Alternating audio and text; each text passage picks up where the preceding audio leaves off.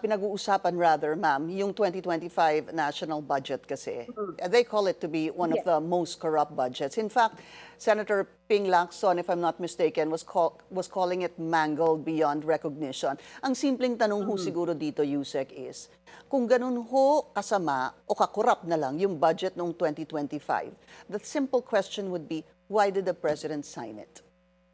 Unang-una, nag-veto siya ng 194 billion. Marami rin siyang tinanggal na mga line item. Nag-veto siya. At pinangalagaan niya to, Pinky. Hindi naman kasi agad makikita kung ano ang proyekto maanumalya. Malalaman mo na lang dyan kapag nakita mo na wala talagang proyekto.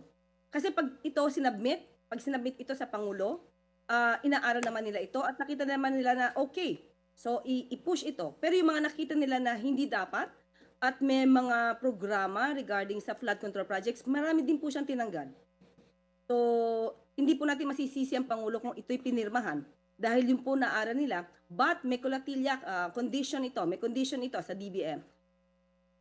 Ipatupad ito with conditional implementation. Ibig sabihin, hindi pwede kung sinabi lang ng isang proponent na ililist ito or isang ahensya, let's say DPWH, pero hindi na tutugma sa dapat na ipagawa. Let's say, ito na, i-example ko na lang.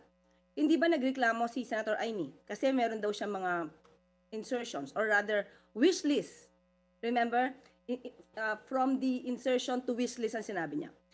Hindi daw siya na-issuehan ng pondo dahil meron nga utos ang Pangulo sa DBM na conditional implementation. Pag hindi natupad or naipakita lahat yung requirements na dapat ipakita, hindi dapat i-release ang pondo.